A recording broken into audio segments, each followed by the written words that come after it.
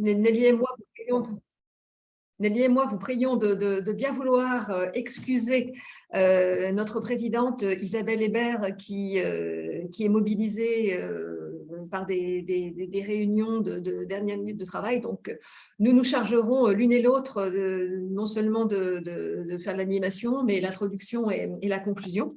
Alors, Parité Assurance, c'est une association de femmes dirigeantes de l'assurance qui a pour objectif de promouvoir les femmes dans les postes à responsabilité dans nos métiers et agir sur l'expertise métier qu'on peut représenter dans l'univers de la prévention, de la santé, de l'assurance en général. Et puis, moi, je fais partie, donc je suis Frédéric Sintra, je fais partie du bureau, ainsi que Angela Claire Douay, qui est à la manette, que vous ne voyez pas, mais qui joue un rôle important dans ces webinaires, puisque c'est elle qui assure la logistique. Et donc, on a eu pour ambition de mettre en avant des femmes qui dirigent des jeunes pousses, des startups, dans le domaine de l'insurtech en particulier. Et c'est la raison pour laquelle nous animons, Nelly et moi, ces nouveaux rendez-vous Parité Assurance avec des start-upeuses. Alors Claire, on aura l'occasion de te présenter, mais nous en sommes à notre 5e rendez-vous, puisque nous avons eu l'occasion d'inviter Cécile Mérine lorsqu'elle dirigeait Otherwise, Likaï pour Liane, Delphine Groll avec Nabla, et Annabelle de Lestre pour Lidix. Et aujourd'hui, nous sommes à notre 5e rendez-vous que je vais avoir le plaisir d'animer avec Nelly, à qui je donne la parole. Merci Frédéric. Donc effectivement, un 5e rendez-vous et donc Nelly Bressard. Donc je suis ravie de co-animer avec Frédéric ces rendez-vous.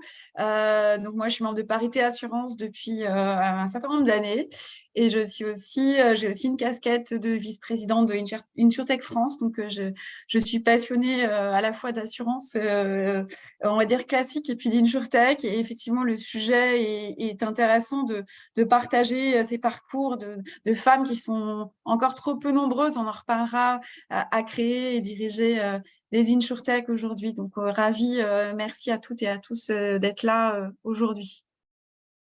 Alors, si vous êtes là, c'est pour participer à cet échange. Alors, comment ça va se passer? Donc, Nelly et moi allons avoir une conversation. On fait plutôt en mode conversation avec Claire sur son parcours, sur ce qui l'a amené à créer l'entreprise, sur sa vie d'entrepreneur et la matière qu'elle assure sur son entreprise. On va même parler de levée de fonds, puisqu'il y a eu une actualité récente que vous avez dû suivre dans la presse en ce qui concerne Claire et plus particulièrement pour Lola Health.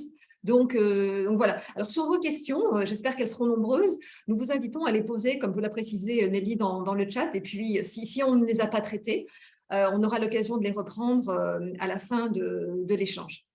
Alors, Claire, venons-en à toi. Donc déjà, merci d'avoir répondu à notre invitation. Alors, bon, tu es très jeune, tu as la tête d'une entreprise, mais tu as déjà un parcours, une expérience. Donc, j'aimerais qu'on vienne sur ce parcours. Alors, toi, quand on a préparé, tu nous expliquais, donc tu étais littéraire, mais tu nous as parlé de Sciences Po, Polytechnique, HEC. Alors déjà, dans ta formation, tu peux nous raconter tout ça? Alors déjà, merci de m'avoir invitée et effectivement, plutôt sur mon parcours étudiant. Alors, pas Sciences Po, hein, mais j'ai fait une licence de sciences politiques, mais à l'Institut catholique de Paris. Je précise parce que ça a son importance. Après, j'ai fait un Master 1 en management entrepreneuriat à la Sorbonne, à l'école de management de la Sorbonne, et un Master en entrepreneuriat, donc qui est le Master XHEC. C'est donc un master qui fonctionne plus comme un incubateur, on va dire, avec Polytechnique et HEC. Pourquoi je précise? Parce que dans mon milieu scolaire, je suis quand même allée dans des universités publiques et des écoles de commerce, et je trouve que c'est assez important, ne serait-ce que pour la diversité des gens qu'on rencontre, qui a quand même un impact sur ce qu'on fait après professionnellement. Et du coup, à côté de mes études, moi, j'ai beaucoup travaillé dans les usines de ma famille, donc sur un modèle pas du tout start-up, voire même l'entreprise vraiment très, très traditionnelle. Et j'ai découvert le milieu de la start-up à Station F, puisque j'ai travaillé chez Drop Contact en marketing digital, donc plutôt sur tout ce qui est prospection de leads. Et en tant que commercial pour une marque berlinoise qui s'appelle Unimotors, de scooters électriques. Globalement, moi, j'ai testé beaucoup de secteurs, différentes formes d'entreprises aussi, sans jamais vraiment trouver, je pense, chaussure à mon pied, jusqu'à ce que je mette un pied très concret dans l'entrepreneuriat. Mais du coup, là, justement, sur ton parcours, ça veut dire que tu avais repris des études. Tu avais repris des études alors que tu travaillais déjà pour te spécialiser dans l'entrepreneuriat. C'est ça, hein? Ouais, alors surtout que moi, j'avais fait un an de césure à l'époque où j'avais du coup travaillé. Et après, j'ai repris des études pour faire le master HEC Polytechnique en entrepreneuriat. Je voulais me spécialiser avec ce master-là finalement. Et du coup, explique-nous, donc tu dis, j'ai eu envie, après ces études-là, j'ai fait ce master sur l'entrepreneuriat. Donc, qu'est-ce qui t'a vraiment donné l'envie de te lancer sur un projet de création de ta propre start-up? C'est suite à ce master, c'était déjà avant ce master, on peut l'imaginer, si tu as fait ce master, c'est que tu avais sans doute envie, ou est-ce que c'est un peu des deux? Enfin, quel est le déroulé là sur vraiment ton envie de te lancer? Bah, je pense que j'ai toujours eu un esprit entrepreneurial au global, puisque en licence, donc à l'Institut catholique, j'ai créé une association à but non lucratif. En master, donc à la Sorbonne, j'avais essayé de créer une première boîte avec mon cousin dans la livraison de fruits et légumes en circuit court. Et pendant la crise du Covid, on a créé un projet avec mon associé, mais je reviendrai dessus, pour aider les entreprises à gérer la crise. Donc globalement, à chaque fois que j'ai mis un pied dans une formation ou à des étapes de ma vie, j'ai essayé de créer des choses. Et j'ai grandi quand même globalement dans une famille qui a baigné dans l'entrepreneuriat, que ce soit mon père, mon grand-père ou mon arrière-arrière-grand-père, petite anecdote, qui était un grand inventeur puisqu'il a créé les premiers amortisseurs. J'ai même son premier brevet qui est juste là avec moi, ici. Et du coup, j'ai toujours baigné là-dedans. Alors après, c'est comment est-ce que tu crées ta propre idée? Comment est-ce que tu arrives à te lancer tout seul aussi, parce que c'est quand même pas évident. Je pense que moi, j'ai mis un peu ma patte au fil de l'eau, et notamment en voulant créer une boîte dans l'impact, ce qui est aujourd'hui assez important pour moi, primordial même. Et donc, comment tu t'es lancé? Parce que voilà, tu avais cette idée, cette envie d'entrepreneuriat, une famille d'entrepreneurs, des idées, mais tu nous as parlé seulement des livraisons, ça n'a rien à voir. Mais là, on va parler de Lola. Donc, comment tu t'es lancé? Et puis surtout quelque chose qui est hyper important, et toutes les personnes qui t'ont précédé ici et qu'on a interviewé nous parlent des associés. Comment comment tu as décidé de te lancer et avec qui et comment? Du coup, c'est un peu ce que je disais précédemment. Pendant le premier confinement, moi, je me sentais vraiment très, très inutile face à la crise. Et j'étais chez moi à tourner en rond, et je me suis connectée en ligne pour faire un hackathon. Pour ceux qui ne savent pas ce qu'est un hackathon, c'est une compétition d'entrepreneuriat, on peut appeler ça comme ça, où plusieurs personnes se mettent en ligne et peuvent travailler sur une problématique pour essayer de créer des projets, mais concrètement, qui peuvent aider des personnes. En l'occurrence, on pouvait aider sur ce hackathon soit les particuliers, soit les soignants, soit les entreprises, soit le gouvernement.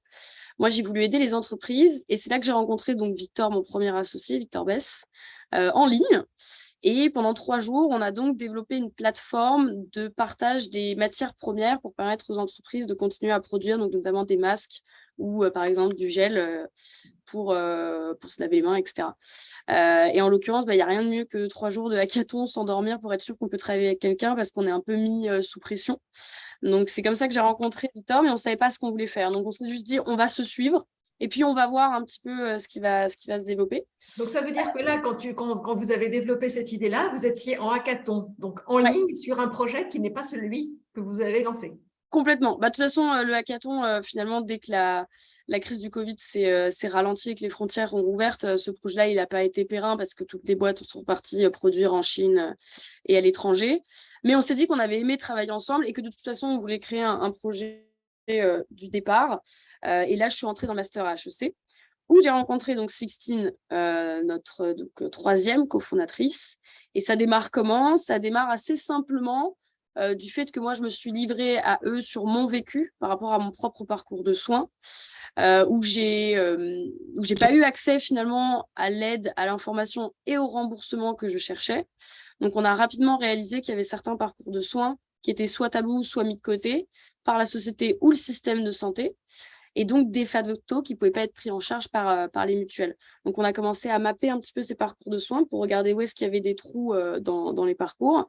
Et on a fait la rencontre assez importante de Éric Mignot, qui est donc le fondateur. Alors, attends, je t'interromps juste, Claire, là, parce que là, tu vas vite. Ça veut dire que tous les trois, vous aviez juste ce tempérament d'entrepreneur, mais vous n'aviez jamais travaillé ni les uns ni les autres dans le secteur qui nous est cher, celui de l'assurance. Ah non, alors là, pas du tout. Pour le coup, nous, aucun de nous trois ne vient de l'assurance. Et à la base, nous, on a plutôt identifié un problème concret en santé. Et la solution de l'assurance, elle est venue bien après, en discutant effectivement avec Éric Mignot, qui nous a dit, mais allez voir du côté de l'assurance, c'est un monde en transformation, il y a sûrement des super choses à faire. Alors, Éric Mignot, tout le monde ne connaît peut-être pas Éric Mignot, qui est le fondateur de Plus Simple.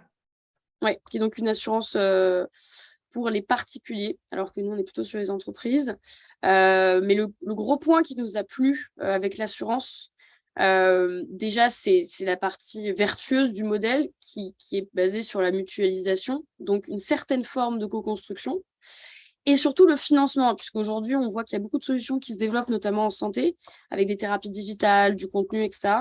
Moi, à titre personnel, je suis assez convaincue que si on veut se faire bien soigner, il faut avoir accès à de la médecine, et pas dans le digital ou avec de la téléconsultation, avoir accès à des médecins de qualité. Et pour avoir accès à des médecins de qualité, il faut pouvoir les payer. Et pour pouvoir les payer, je pense que l'assurance est une des solutions qui le permet.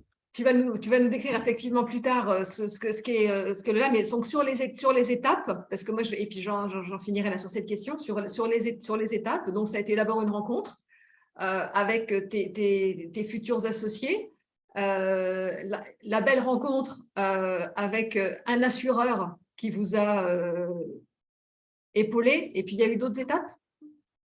Ça, c'était le démarrage, c'était vraiment ça. Et on a évidemment été aidés dans le master HEC pour construire la société.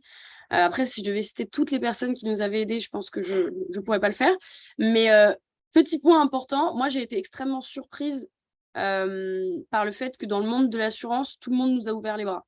Globalement, dès que j'ai contacté quelqu'un, que ce soit chez AXA, chez Allianz, des gens qui avaient déjà monté des grosses boîtes, etc., toutes les personnes à qui on a parlé étaient extrêmement friandes en fait de nous parler, de nous aider, même si potentiellement demain on deviendrait un concurrent. Donc c'est un vrai milieu pour moi qui est ouvert à l'entraide, et je trouve que c'est assez important de le signaler pour le coup.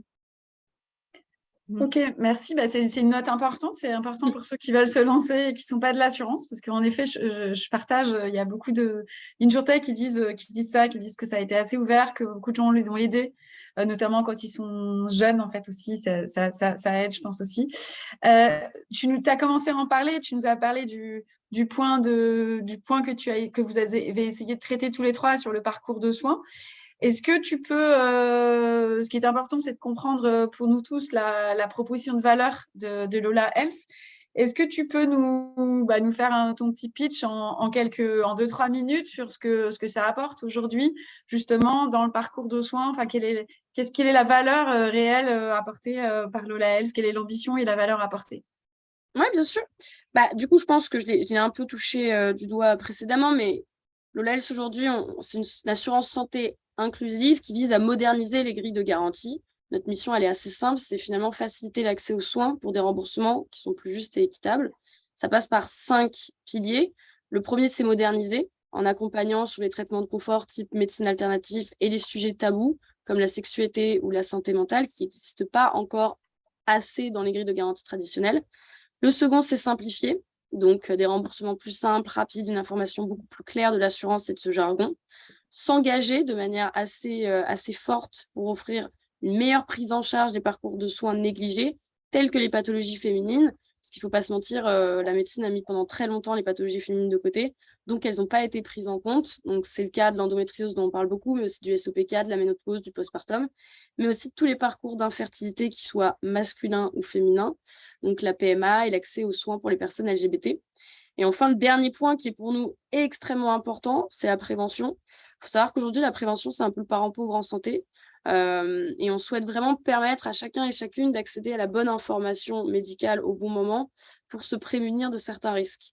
Donc, pour être parfaitement clair, notre vision à long terme, c'est pas d'être identifié uniquement comme une assurance santé qui est allée sur ces nouvelles pathologies, c'est bien d'être Lola, l'assistante en santé au quotidien, par la prévention des pathologies pour prévenir de l'errance de diagnostic et financer via l'assurance en cas de problème, évidemment. Donc, on le fait via l'assurance, mais surtout via la technologie. Donc, c'est vraiment, comme tu dis, prévenir d'un côté, être au quotidien avec chacun et financer. Donc, c'est bien ces deux volets sur la valeur. Complètement. Moi, demain, si tu veux, mon rêve, ce serait qu'on prenne son téléphone, qu'on dise littéralement à Lola, OK, j'ai 25 ans, je ne sais pas s'il faut que je fasse mon frottis maintenant, qu'est-ce que ça implique? Et que Lola, en fait, puisse te répondre entièrement. À 25 ans, il faut que tu fasses ton premier frottis. Pourquoi? Parce que potentiellement, tu as des papillomavirus. Qu'est-ce que ça veut dire un papillomavirus? Qu'est-ce que ça a comme implication? Qui est-ce que tu vas voir parce qu'il y a des surspécialités? Combien ça va te coûter? Est-ce que je te rembourse? C'est digitaliser tout ce parcours pour avoir quelqu'un au quotidien avec soi sur ces parcours de soins. Alors, tout à l'heure, tu nous as parlé d'assurance inclusive. Et quand on préparait, tu nous parlais d'entreprise à mission. Alors, ça veut dire quoi pour toi? Alors, effectivement, nous, on est entreprise à mission et je pense que tout le monde l'a compris, étant donné qu'on ne vient pas du milieu de l'assurance, on s'est lancé dans l'assurance plutôt pour répondre à une problématique de santé globale. Donc, pourquoi entreprise à mission? C'est-à-dire qu'on a inscrit une mission dans nos statuts qui est de construire un système plus juste et équitable. Donc, c'est un petit peu l'ambition qui drive toute l'entreprise, que ce soit nous en termes de stratégie, mais aussi en fait les gens qui nous rejoignent et qu'on recrute.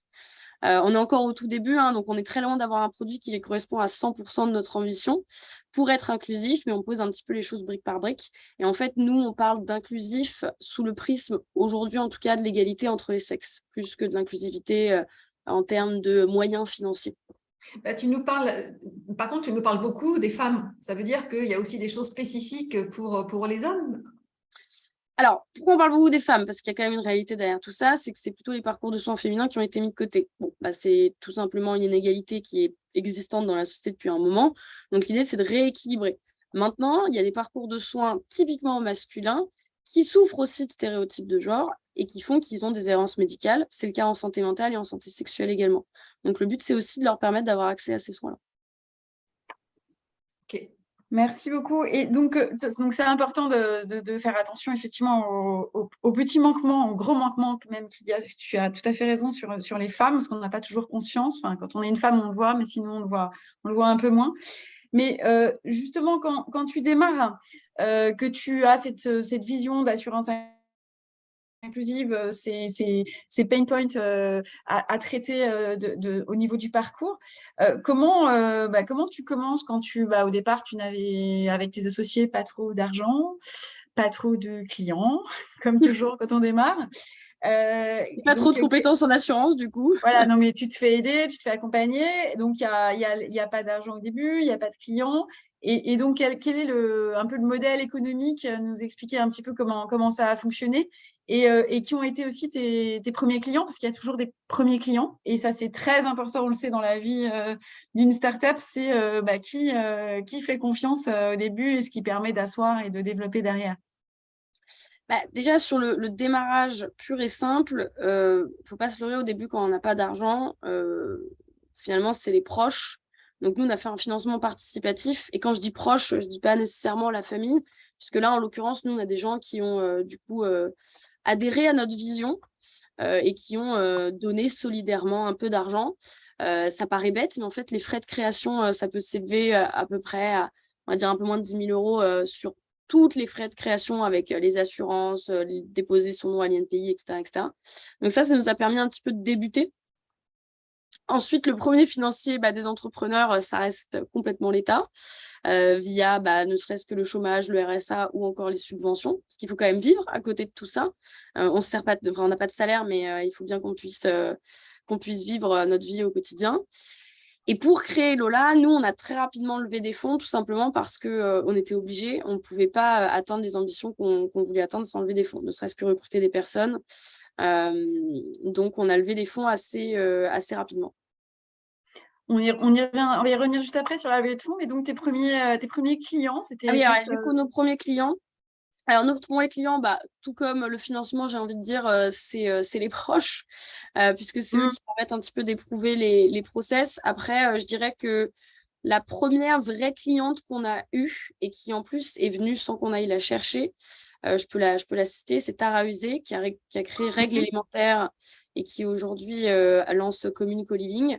Et en D'accord. l'occurrence, elle est venue nous voir en disant qu'elle partageait à 100% en fait notre vision et qu'elle voulait accoler aussi l'image de son entreprise avec un assureur aujourd'hui qui se revendique à impact et qui agit de manière assez concrète sur ses engagements sociaux, notamment en santé.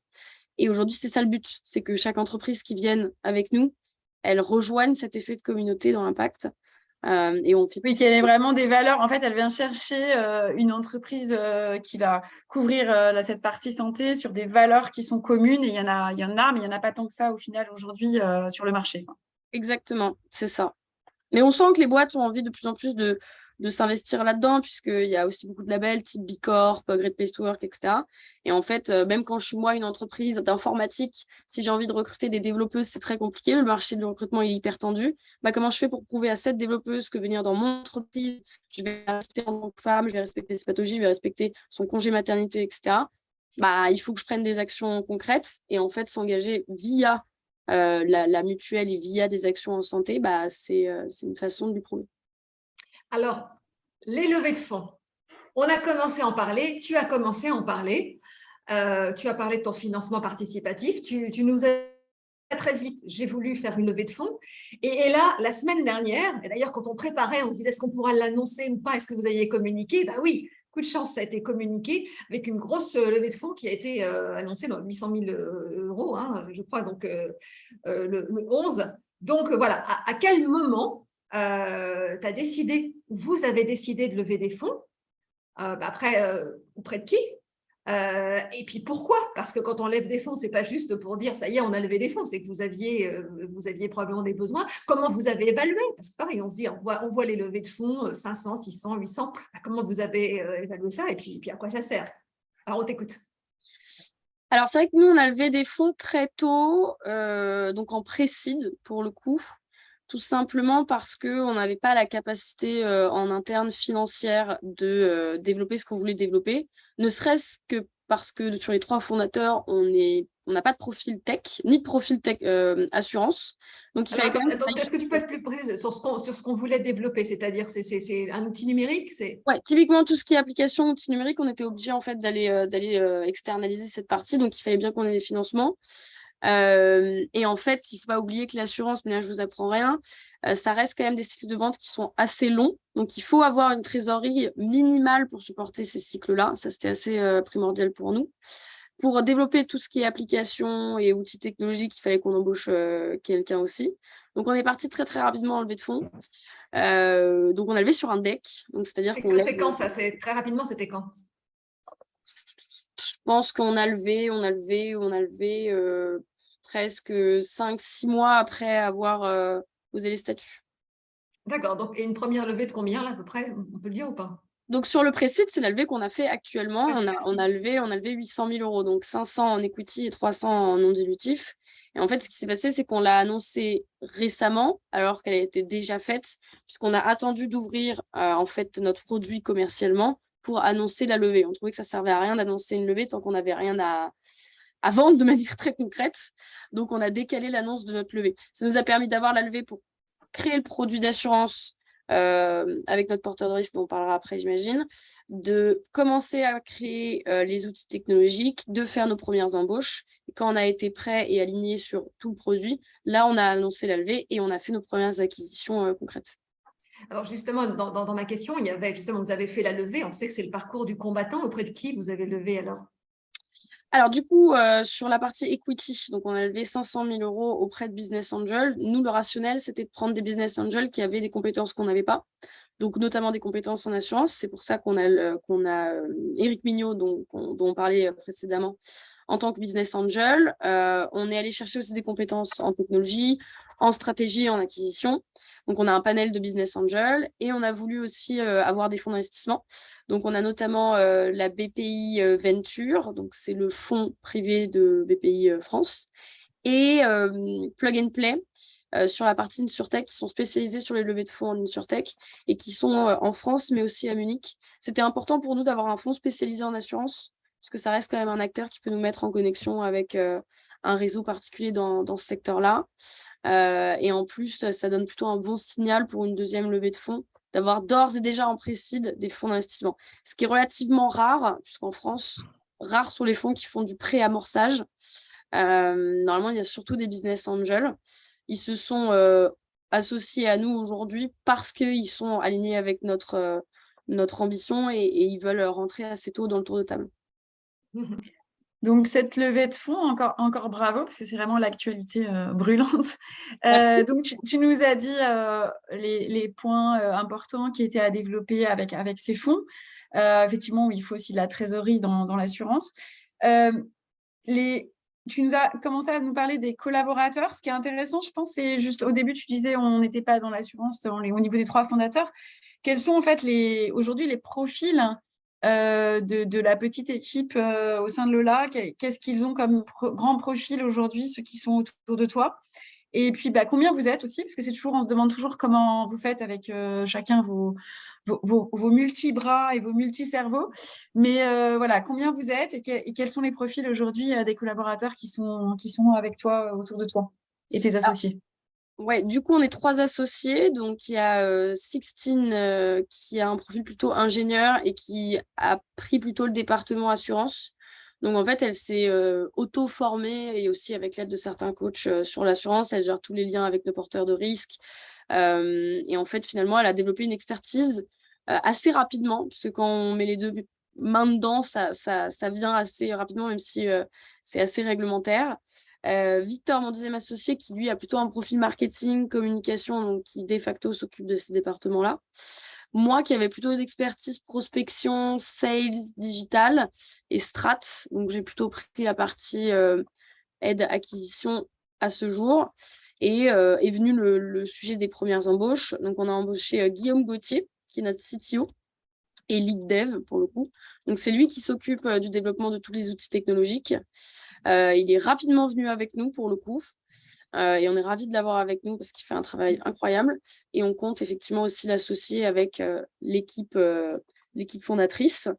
On a fait un recrutement avec la levée de fonds en commercial. Donc, le but, c'est que du coup, ils prennent la tête du département commercial pour que moi, je puisse un petit peu m'en extirper à un moment donné. Donc, il arrive à la fin du mois et on a recruté 2 alternantes sur toute la partie brand content et sur la partie lead generation, donc tout ce qui est prospection, génération de leads automatisée, qui travaille aussi un petit peu en duo avec moi. Donc aujourd'hui, on est 7.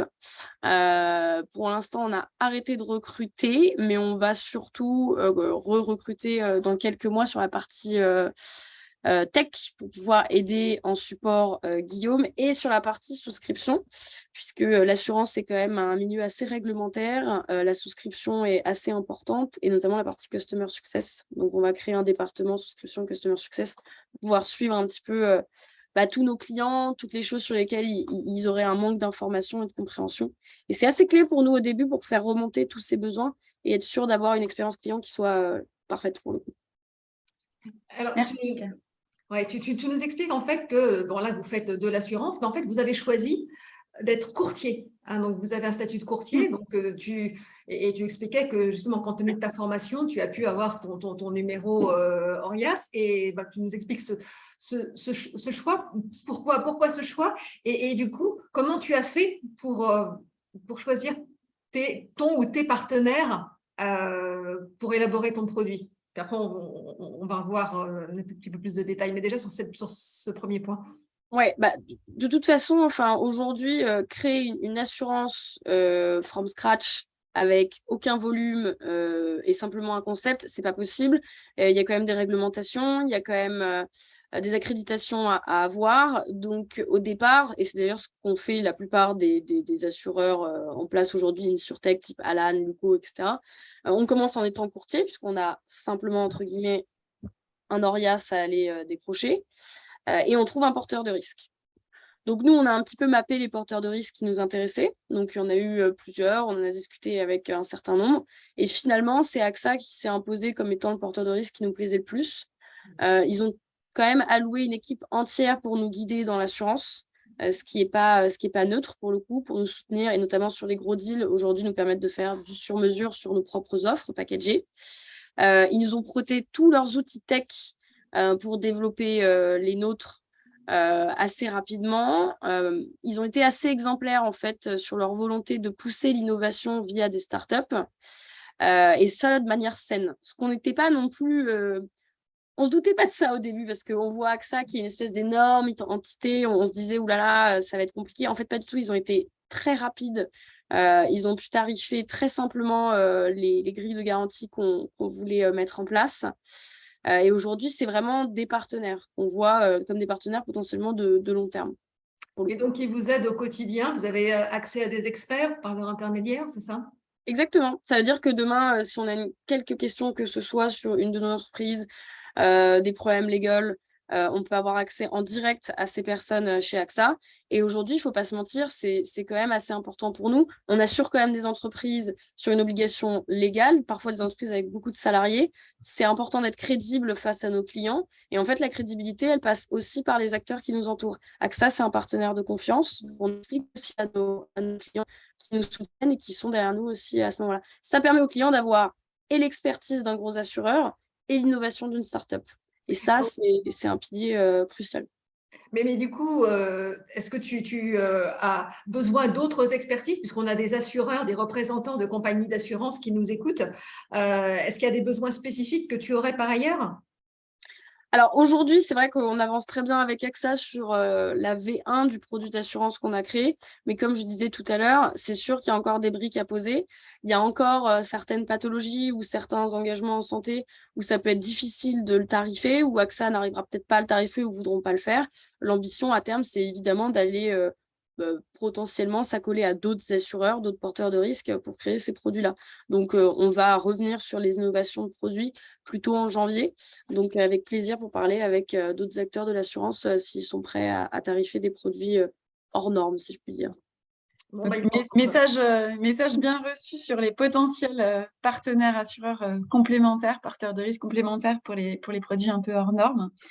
Justement, si on reparle des offres produits, est-ce que tu peux nous donner quelques éléments sur à la fois tout ce qui est perspective en termes de développement et pour Lola, et notamment les produits à venir, en nous donnant un certain nombre ce que tu peux nous donner aujourd'hui, parce qu'on sait que tu ne peux pas tout dire, mais les produits à venir, et notamment, tu en as parlé au début, sur tout ce qui touche à la prévention, où c'est un vrai sujet et où tu as, toi, et puis aussi avec tes associés, une vraie vision en fait sur ce parcours de soins. Et ça, c'est vraiment, c'est des choses que tu nous as partagées en préparant, mais c'est vraiment intéressant de voir les produits et ta vision sur incluant cette prévention extrêmement forte. Tu peux nous détailler sur quelques points clés. Je pense que, voilà, je l'ai un peu dit précédemment, notre vision à long terme, c'est vraiment de digitaliser les parcours de soins. Alors, pas tous les parcours de soins, parce qu'aujourd'hui, il y a certains parcours de soins qui sont rentrés dans les mœurs et on sait qui aller voir à quel moment. Mais il y a quand même des parcours de soins qui sont encore complexes. Je vais vous donner un exemple très simple. Moi, dans ma famille, il y a des antécédents de cancer du sein. Donc, je sais que je suis à risque. Pour autant, j'avais aucune idée que les premiers dépistages pour le cancer du sein, il fallait que j'y aille à 25 ans. Aujourd'hui, j'ai passé les 25 ans depuis un moment. Concrètement, ça veut dire que je suis déjà en retard et ça crée des potentiels risques pour ma santé. Aujourd'hui, on veut pouvoir digitaliser un petit peu ces parcours qui, soit on a l'impression de les connaître très bien, soit on ne les connaît pas et on ne sait pas quand aller faire quel dépistage et à quel moment. Donc, le but, c'est vraiment que chaque assuré il prenne son téléphone, il puisse demander quand faire le premier test pour le cancer du côlon, quand faire son premier test pour le papillomavirus, combien ça va lui coûter, etc. etc. Donc l'ambition, c'est bien d'agir sur la prévention avec des rappels pertinents. Et le but, c'est d'utiliser cette data des assurés et de financer le parcours de soins en conséquence. On parle beaucoup des problématiques d'utilisation de la donnée de santé sur toutes les interviews qu'on a fait, et d'ailleurs des études qui sont sorties même de gros assureurs. Les gens sont prêts à partager leurs données de santé si cette donnée, elle est utilisée de manière transparente pour leur propre bien. Donc, c'est un petit peu l'ambition qu'on veut prouver à travers la transparence et nos engagements. On vend en B2B, je le précise, c'est assez important pour nous, parce qu'on est persuadé que c'est les entreprises qui ont un rôle majeur à jouer dans la santé de leurs salariés. Idem, je crois qu'il y a plus de 50% des salariés qui considèrent que l'entreprise doit jouer un rôle de coach en santé. C'est à eux de financer une partie de cette santé, donc ce n'est pas un engagement qui doit être pris à la va-vite. c'est presque un engagement éthique, à mon sens en tout cas. Donc, on leur propose de voir la mutuelle au-delà de l'obligation légale, mais bien comme un outil d'engagement social. Et on permet à ces entreprises donc de prendre une prise de position assez forte et assumée, notamment sur les sujets de diversité et d'inclusion en santé. Alors, justement, parlons non seulement de l'inclusion en santé, mais des personnes qui dirigent ce secteur. Là, on est une association de femmes dirigeantes dans l'univers de l'assurance, et on a une certaine difficulté pour nos castings, pour ces rendez-vous justement de start-upeuses, à trouver des femmes, à identifier des femmes dans le secteur de l'insurtech. Vous êtes assez peu nombreuses, alors bravo d'en faire partie, mais comment t'expliques ça? Je pense qu'au global, il y a peu de femmes dans la tech tout court. Tout simplement parce que c'est des matières peut-être scientifiques où elles sont moins poussées à aller quand elles sont plus jeunes. Il y en a encore moins dans les fintech. Alors, je t'interromps juste là, mais on voit bien, tu nous dis peu de femmes dans la tech, mais on voit que toi, tu as un profil qui n'est pas un profil tech. Pas du tout. Moi, c'est-à-dire qu'on peut être dans la tech sans avoir fait une école d'ingénieur. Voilà, c'est ça. Complètement, parce que je pense que ça se démocratise aujourd'hui. Enfin, l'entrepreneuriat, globalement, se démocratise et on se rend compte qu'on n'a pas besoin de faire nécessairement de la tech ou de l'assurance pour créer une solution de tech ou d'assurance. Maintenant, chez les femmes, elles sont potentiellement un peu plus averses au risque, je pense. Donc, un peu moins poussées à aller sur de l'entrepreneuriat. Mais bon, au global, elles sont quand même moins nombreuses dans les matières techniques, que ce soit la finance, l'assurance ou la technologie. Donc, il y en a moins. En revanche, elles sont très, très présentes dans la santé. Et je pense ça depuis toujours. Si on regarde le marché de la Femtech aujourd'hui, je pense que la grande majorité, elles se sont toutes concentrées sur la santé, mais encore plus sur la santé des femmes. Et ça, c'est important parce que autant c'est une bonne chose, parce qu'elles ont constaté des problématiques sur leur propre parcours de soins et c'est super. Mais moi, je pense que c'est aussi un risque auquel il faut faire assez attention parce qu'elles vont toutes s'agglutiner sur les mêmes sujets. La compétition est de plus en plus rude, même s'il y a un effet de communauté qui est assez fort. Et il y a en fait une croissance de tout ce qui va être thérapie digitale sur les mêmes types de pathologies. Et ça, c'est quelque chose qui ne va pas pouvoir perdurer parce qu'il va y avoir un leader qui va prendre tout le marché et qui va engloutir toutes les autres. Donc, je pense qu'il y a un moment, il faut aussi accepter, je pense, d'aller sur des sujets avec lesquels on n'est pas à l'aise. Moi, je n'étais pas à l'aise avec l'assurance. Je ne suis pas quelqu'un qui aime particulièrement faire des probabilités. Et on ne va pas se mentir, l'assurance, c'est quand même ça. Pour autant, on a décidé aussi de se rapprocher de l'assurance parce que c'est aujourd'hui un moyen de financement sur un sujet qui nous tenait à cœur. Et je pense qu'il y a quand même pas mal de wagons à raccrocher là-dessus, où parfois ça va peut-être être compliqué, je pense, pour les femmes de toujours entreprendre dans les mêmes secteurs et qu'il faut essayer d'aller dans des secteurs où on n'est pas en confort. Donc, un pas de côté pour aller encore plus loin et pour atteindre ton objectif. Je pense. Donc, tu viens de le dire, en fait, on vient de le dire, il y a assez peu de femmes et tu nous as indiqué les facteurs d'explication pour toi dans ce secteur des insurtech, healthtech, fintech. Mais on sait quand même aujourd'hui que ce côté entrepreneurial de façon plus globale et le côté start-up, c'est quand même toujours quelque chose qui fait rêver en fait aujourd'hui. Enfin, ça fait rêver les jeunes, ça fait rêver la société. C'est un peu le truc du moment, c'est un peu ce qu'il faut faire, créer sa boîte, quitter son entreprise et créer sa boîte quand on est dans une entreprise. Mais en même temps, c'est que ça fait peur à chacun parce que c'est pas facile. Tu nous as donné quelques exemples. Et donc, par rapport à cela et par rapport à ton expérience qui est importante là-dessus, parce qu'elle n'est pas forcément importante en durée, mais elle est importante en intensité, on va dire ça comme ça, quels seraient les conseils que tu pourrais nous donner, notamment que ce soit des femmes ou des hommes, mais peut-être encore plus pour des femmes, parce qu'on a vu qu'il y en avait moins. Donc, que ce soit des entrepreneurs ou des entrepreneuses qui portent des projets, souvent on se demande avant de se lancer si on y va, si on n'y va pas, et quels seraient un peu tes conseils précieux sur ce volet-là. Parce que c'est un volet important d'avoir des conseils de ceux qui l'ont fait. Déjà, je pense que le point le plus important que tu signalais avant, c'est que si quelqu'un pense se lancer dans l'entrepreneuriat parce que on va avoir une gestion de la vie privée plus cool avec un emploi du temps flexible, qu'on va gagner énormément d'argent, comme ce qu'on voit dans la presse, des licornes qui sortent, il ne faut pas faire l'entrepreneuriat parce que c'est exactement l'inverse. Ça, c'est l'espèce d'utopie qui est vendue. La réalité, c'est que nous, ça fait un peu plus d'1 an qu'on ne se paye pas. C'est des hauts et des bas. C'est travailler 2 fois plus potentiellement que quelqu'un qui fait n'importe quel job en salariat. Moi, aujourd'hui, j'ai fait HEC, j'aurais pu faire du consulting, gagner extrêmement bien ma vie et pouvoir partir en vacances, etc. etc. Donc, ça, il faut retirer directement cette espèce de vision de l'entrepreneuriat qui est complètement faussée parce que c'est pas ça. Et en fait, il faut être accroché et être assez résilient. Donc, moi, je pense que je pourrais plus entreprendre ailleurs que dans l'impact parce que c'est ça la chose qui me maintient et qui me motive. C'est-à-dire que avoir cette espèce de condition de se lever tous les matins en se disant tu vas potentiellement faire du bien à autrui ou à la planète pour des gens qui entreprennent dans l'écologie, ça n'a pas de prix. Et en fait, il faut avoir quelque chose auquel se rattacher quand on crée une boîte. Il y a des traits bas et il y a des traits hauts. Et c'est hyper important d'avoir ça. Mon conseil, je pense que j'ai payé un master à HEC 20 000 € pour avoir ce conseil, donc je vais le donner gratuitement maintenant. C'est qu'il ne faut pas avoir peur de ne pas savoir faire.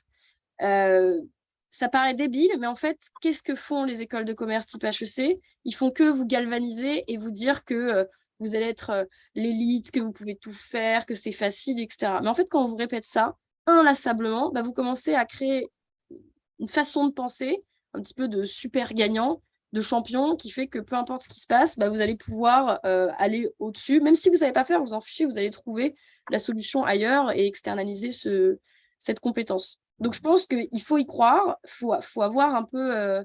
faut avoir la niaque, quoi, rien lâcher, et peu importe si en fait c'est de la deep tech, peu importe s'il faut lever 20 millions, peu importe si on est une femme, et ça fait le wagon avec ce qu'on disait tout à l'heure. Les femmes parfois ont un peu peur de se lancer dans de la deep tech, dans des choses compliquées, dans de la fintech. Mais en fait, peu importe, si vous ne savez pas le faire, c'est pas grave, vous allez pouvoir trouver un associé, une personne extériorisée qui le pourra. Et je pense que ce qui manque aux gens, c'est un petit peu ce sentiment de pouvoir faire. Et je pense que c'est ce que vont chercher les gens en école de commerce, et c'est la seule chose que les gens d'école de commerce dans les grosses écoles ont de plus que les autres, c'est la confiance en eux, tout simplement. Et c'est ce que malheureusement beaucoup de femmes recherchent parce qu'elles ont beaucoup de syndrome de l'imposteur. Donc voilà, je pense que le meilleur conseil, c'est qu'il faut être habité et croire fondamentalement qu'on peut le faire. Moi, mon conseil, c'est d'aller dans l'impact parce que c'est beaucoup plus facile d'être habité par quelque chose quand on a une conviction profonde. Évident, merci pour cette authenticité, parce que c'est vrai que quand on parle d'entrepreneuriat, on vend souvent du rêve. Merci justement de rappeler que l'envers du décor n'est pas forcément celui qu'on voit sur les posts LinkedIn et autres, où on se dit tous que voilà, si on n'a pas monté notre start-up, on a raté quelque chose. Donc, et puis, si je peux rajouter un petit point qui est quand même super important, parce que certes, je suis jeune, mais il ne faut pas oublier que monter une boîte, c'est prendre la responsabilité de la vie des personnes qui viennent bosser pour toi. Donc, c'est des familles aussi. Et en l'occurrence, c'est une responsabilité qui est énorme. Psychologiquement, ce n'est pas facile. On voit beaucoup d'entreprises qui lèvent des fonds qui ne sont pas rentables. Enfin, in fine, au bout de la ligne, il va se passer quelque chose. Et si on n'est pas capable de prendre la responsabilité de ce qui va se passer, c'est-à-dire soit tout se crache, soit ça fonctionne très bien, faut pas se lancer. Et il faut pas croire que c'est facile, parce qu'il y a cette réalité concrète. La start-up, c'est pas juste une pochette surprise, c'est une entreprise à part entière. Voilà. Alors, on en arrive à la fin de cet échange. Avant de reprendre les questions, d'ailleurs, on vous invite, Nelly et moi, à poser vos questions sur le chat et on les reprendra. Alors, tu parlais de choses faciles et pas faciles et que tu avais quand même une certaine expérience. Donc, moi, ma première, c'est justement, si c'était à refaire aujourd'hui, avec la petite expérience que tu as, quelle erreur ou quel point clé tu ne referais pas aujourd'hui avec le petit recul que tu as sur ce montage d'entreprise? Je pense qu'on referait tout pareil, sauf une chose. Notre levée de fonds, elle a mis plus de temps que ce qu'elle aurait dû, parce qu'on a eu du mal à refuser parfois de l'argent. C'est-à-dire qu'on a eu des business angels qui sont venus vers nous. On n'était pas du tout alignés avec leur vision. Parfois même, on était très mal à l'aise avec des choses qu'ils voulaient mettre dans le pack d'actionnaires, ne serait-ce qu'en fait, leurs propres valeurs par rapport à nos valeurs à nous. Et en fait, c'est très dur quand on est jeune de refuser de l'argent en sachant pas si on va le retrouver derrière. Et en fait, on a dit non au final, sauf qu'on a tergiversé, on a perdu des mois. Ça nous a mis dans des situations compliquées. Je pense que ce qu'il aurait été à refaire, c'est qu'aujourd'hui, je sacrifierai plus jamais mes valeurs pour de l'argent en me disant que ça va être trop dur. Au contraire, in fine, on trouve toujours l'argent et on a plus perdu du temps qu'autre chose en faisant ça.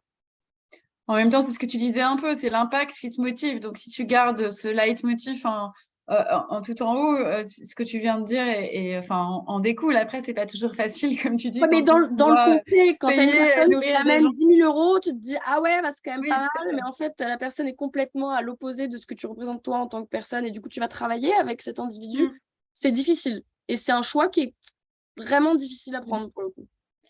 Et donc, pour aller dans ce sens-là, parce que c'est peut-être ce que tu vas nous répondre, on ne sait pas, de quoi est-ce que tu es aujourd'hui la plus fière si tu te fais, tu te retournes et tu te dis de quoi suis-je la plus fière aujourd'hui au regard de cette expérience d'entrepreneuriat? Bah, alors, au global, je dirais pas la levée de fonds parce que pour moi, une levée de fonds, c'est juste un moyen. Je pense que ce dont je suis la plus fière, c'est plutôt l'équipe qu'on est en train de construire parce que c'est assez fou, finalement, quand il y a des gens qui candidatent pour l'entreprise que tu as créée, de voir que ces personnes ont envie d'adhérer à ta vision, à ton ambition et envie de te suivre. Et ça pour moi, ça fait partie du rêve entrepreneurial, c'est créer une équipe et c'est hyper galvanisant. Enfin, moi, en tout cas, ça me galvanise de fou. Et c'est pas que via l'association, c'est aussi les gens que tu recrutes, entre guillemets, les petites mains, mais en fait, sans qui il n'y a rien qui est possible. Et que souvent, je pense, dans certaines boîtes, on met un peu trop de côté. Et je pense la deuxième chose, c'est le sentiment qu'au bout du tunnel, on va vraiment réussir à aider dans les parcours de soins. Alors, sûr qu'on a encore du boulot, mais voilà, se lever le matin en se disant, je sais que j'ai eu une action positive sur la vie de telle personne. Et ça, pareil, pour moi, c'est ce qui me motive et pareil, ça n'a pas de prix, pour le coup. Eh bien, écoute, merci. Ouais, merci. Merci Claire. Alors, on a des petites questions dans le Q&A. On a 2 questions. Alors, c'est dans le Q&A, donc je les ouvre si ça vous va. Il y en aura peut-être d'autres. Hein. Donc, il y en a une première de Perrine qui dit quelle est votre approche auprès des entreprises? Est-ce que c'est justement cet angle, c'était la discussion un peu plus précédente, est-ce que c'est justement cet angle de la femme? Donc, en termes d'approche, quand tu vois les entreprises, est-ce que tu insistes beaucoup sur l'angle féminin? Donc, c'est la question de Perrine.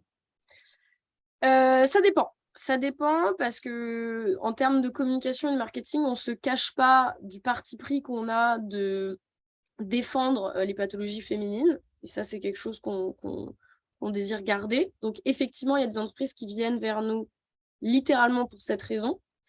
En revanche, par exemple, des entreprises qu'on accompagne en ce moment, il y a beaucoup d'entreprises dans le milieu de l'impact pour qui ce n'est pas nécessairement simplement la question de la pathologie des femmes, mais plutôt de l'impact social au global que représente notre solution, que ce soit sur les nouveaux besoins de santé masculins ou féminins. Donc, c'est modulable en fonction de l'entreprise à qui on parle, mais globalement, en termes de communication et d'image, on ne cache pas notre parti pris. Et en fait, parfois, choisir, c'est renoncer. Et si une entreprise, ça la dérange, c'est que quelque part, notre solution n'est pas faite pour elle. Mais je rebondis sur la question de Perrine parce que, et sur ta réponse, parce que tu nous dis justement que ce sont des entreprises qui viennent à toi. Comment vous les recrutez, les entreprises? Comment elles vous connaissent et comment vous les recrutez? Alors, il y a deux canaux. Hein. Soit c'est via notre marketing et notre communication, et ce sont des boîtes qui viennent vers nous parce que je pense qu'elles se retrouvent dans notre message. Donc, c'est un petit peu l'exemple de Tara Usé pour le coup. Et après, les entreprises qu'on va voir en approche directe. Aujourd'hui, les entreprises qu'on va voir en approche directe, c'est plutôt ces entreprises qui font partie du milieu de l'impact. Donc, par exemple, des entreprises qui cherchent à devenir Bicorp. Aujourd'hui, pour être Bicorp, il faut faire des engagements assez forts en termes de gouvernance, de collaborateurs, etc. Donc, on fait partie d'une solution qui peut faire augmenter leur notation. Donc, l'idée, c'est aussi de s'imbriquer dans une chaîne existante et notamment dans cette communauté à impact. Il faut savoir que les associations, etc., ont parfois été aussi beaucoup délaissées par les assureurs parce que c'est des trop petites structures, parce que ça ne les intéresse pas en termes de croissance. Nous, en fait, non, on a envie de dire que n'importe qui peut être assuré, même si c'est des petites structures, et encore plus si elles portent des valeurs sociales ou environnementales. Alors là, il y a la question de Oui, il y a Damaris, oui. Vas-y. Alors, sur les associés, oui, tu parles d'associés, du discours galvanisant. Alors, est-ce que de ton côté, tu as eu besoin d'un mentor? Alors, je pense que Damaris pourra peut-être le préciser, mais on a parlé de mentor et tu nous as beaucoup parlé de Éric Mignot, mais qui était associé. Est-ce qu'il était associé mentor? C'est-à-dire, est-ce qu'il vous conseillait sur l'entreprise en général? Est-ce que chacun de vous, des 3 associés, vous avez eu un mentor? Je pense que chacun de nous ont des personnes qui nous ont inspirés, c'est sûr. Moi, à titre personnel, dans mon parcours, c'est pas nécessairement les gens d'HEC, parce que je voyais que la personne c'était HEC, c'est plutôt les personnes que j'ai rencontrées dans mon réseau. Donc, typiquement, un de nos premiers business angels, qui s'appelle Mathias, c'est une des premières personnes qui a cru en nous dès le départ. Et en fait, la première chose qu'il m'a dit, c'est je sais pas ce que va donner ta boîte, je sais pas si tu vas trouver un market fit. Ce que je sais en tout cas, c'est que je crois en toi en tant que fondatrice parce que tu es hyper motivée et t'iras au charbon s'il faut aller au charbon, entre guillemets. Et ça, en fait, pour moi, c'était le plus important, c'est quelqu'un qui croit fondamentalement en moi et pas quelqu'un qui me donne de l'argent parce qu'il pense qu'il va pouvoir se faire de l'argent aussi. Donc oui, je pense qu'avoir des personnes qui croient en toi fondamentalement, c'est le plus important. Parce que l'investisseur, ça peut autant être un coach qu'en fait quelqu'un qui va potentiellement pas te faire du bien si ça ne se passe pas aussi bien que ce que tu l'espérais. Donc, je pense qu'avoir des gens qui sont tes alliés plus que des coachs, c'est hyper important. Et pour ça, faut créer du lien humain. Alors, merci. Merci. Je crois qu'on a épuisé les questions qui étaient dans le Q&A ont été vues. Dans le chat, il n'y a pas d'autres questions. J'ai refait un petit appel aux questions si jamais il y a. En tout cas, merci, Claire, pour cette authenticité. Et puis, je te laisse, Nelly, conclure sur cet échange extrêmement riche que nous avons pu avoir ensemble. Merci. Donc, merci. À nouveau, merci Claire, et puis merci à tous les participants. Donc, je fais un petit exercice de ce qu'on peut retenir. Alors, on peut retenir plein de choses, mais on va quand même faire des choix, comme tu l'as dit. Choisir, c'est renoncer. Donc, on a compris que toi et tes associés, vous ne veniez pas de l'univers de l'assurance. On a aussi entendu que vous aviez eu des experts et des personnes qui vous ont fait confiance et qui vous ont aidé, accompagné à décoder. Donc, ça aussi, c'est précieux. On a vu que toi, effectivement, au cours de la discussion, tu as vraiment un esprit entrepreneurial qui vient de loin et aussi un leadership et un charisme très important. Donc, ça aussi, ça fait partie des points importants. L'ambition, ce qui nous avait fait rire avec Frédéric, je le redis là parce que tu l'as dit, c'est que ton premier associé, en fait, tu l'as rencontré virtuellement dans un hackathon. Donc, c'est assez étonnant comme rencontre et puis une preuve que ça va bien fonctionner. Et après, sur le point qui est vraiment important, sur la proposition de valeur, c'est vraiment donc cette assurance santé inclusive qui facilite l'accès aux soins, qui est vraiment sur le prévenir et sur le financer. Donc, c'est bien sur ces 2 jambes. Et ça, je pense que c'est un des gros points à retenir parce que souvent, on est sur le financer et pas forcément sur le prévenir.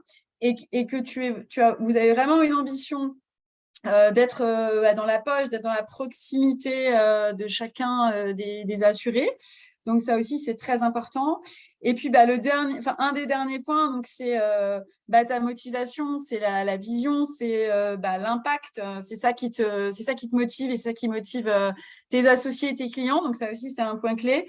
Et puis, la phrase, je pense qu'on a tous noté, c'est de ne pas avoir peur, de ne pas savoir faire. Donc, en effet, c'est un vrai levier, c'est à se dire qu'on peut faire, qu'avec la confiance, on peut y aller. Et donc, voilà, je pense que c'est clé. Et puis, dernier point qui illustre bien la dimension leadership, quand tu dis que ton équipe, qu'elle veut te suivre, Voilà, c'est vraiment clé pour un leader aujourd'hui parce que c'est ça, c'est l'équipe qui a la même vision, qui est motivée par cet impact et qui va réussir ensemble avec son leader à avancer. Donc, c'est pas très synthétique ce que j'ai dit, mais j'ai trouvé ça tellement intéressant et tellement, on va dire, fort, que je pense qu'il y a beaucoup de conseils pour tous à prendre de ce que tu viens de nous exposer. C'est un très bon résumé. Merci. Alors, attendez, pendant que je parlais, si on a encore quelques minutes, j'ai vu qu'il y avait Perrine qui a reposé une question. Est-ce qu'on peut encore la prendre Oui. Alors, à niveau des garanties, allez, on va se prendre, allez, on se prend 3 minutes pour répondre. Oui. Alors, au niveau des garanties, vous avez distingué des éléments non pris en charge par les assureurs concernant certaines pathologies, par exemple l'endométriose.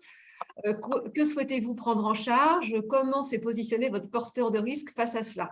Ah oui, parce qu'effectivement, si les assureurs traditionnels ne prenaient pas en charge, pourquoi vous arrivez presque en tant que le euro de l'assurance pour prendre en charge ces pathologies qui étaient un peu oubliées? Il y avait plusieurs sujets là-dessus. C'est que déjà, l'endométriose, pour prendre ça en exemple, il n'y a pas de traitement. Donc, en fait, l'assureur va avoir du mal à dire moi, je rembourse ça, sachant que le traitement n'existe pas. Donc, on va parler de traitement de confort, notamment de la gestion de la douleur. Donc, aujourd'hui, dans l'endométriose, comment est-ce qu'on fait de la gestion de la douleur? C'est avec la médecine douce.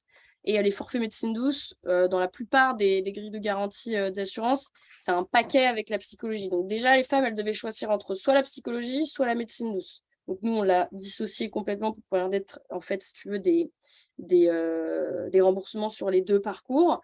Et ensuite, on a rentré à ce jour le nombre de professionnels de médecine douce le plus important, en tout cas de tout le benchmark qu'on a fait, et il était grand, pour permettre du coup à des femmes qui ont l'endométriose, mais aussi du SOPK, de pouvoir avoir de l'hypnose, de pouvoir avoir des diététiciens, etc. etc. Ensuite, il y a toute la partie dépassement d'honoraires des spécialistes, etc. Ça, c'est pareil, il y a un gros souci aussi de transfert de l'information. Les gens ne comprennent pas comment être bien remboursés d'un spécialiste. Il y a aussi toute la question des contrats qui sont responsables, non responsables et des plafonds. Je ne vais peut-être pas rentrer dans ce degré de granularité. Mais donc, pour répondre à la question, mais très globale, on a posé le parcours de soins avec des femmes. On leur a demandé exactement à quel endroit elles avaient besoin de remboursement et de renfort. On est allé voir l'assurance, on leur a donné ces datas et on a essayé de rembourser ces choses-là. Aujourd'hui, on n'est pas à 100% de ce qu'on voudrait faire. Typiquement, il y a un gros point sur lequel on voudrait travailler. C'est notamment pour les femmes qui sont dans des campagnes isolées. Ce serait potentiellement de payer une partie de leur transport pour aller justement voir un spécialiste qui est grosso modo à Paris. Donc, il faut bien comprendre que le remboursement dans les pathologies, ce n'est pas simplement la pathologie, c'est tout ce qu'il y a autour de la pathologie. Et c'est sur ça que nous, on essaie de se positionner. Donc, les traitements de confort et tout ce qui est environnant pour avoir accès à la médecine. Eh bien, merci pour cette Merci précision, beaucoup, pour la petite question supplémentaire, la question bonus. Voilà. Merci beaucoup. Merci. Écoute, au nom de Parité Assurance et puis de d'autres, Angela, Nelly et moi, on te remercie beaucoup. Merci beaucoup, Claire. Bon après-midi et vous retrouverez l'enregistrement du webinaire qui vous sera envoyé par mail et n'hésitez pas à le diffuser. Voilà. Merci beaucoup. Merci beaucoup. Bonne journée. Merci à tous. À bientôt.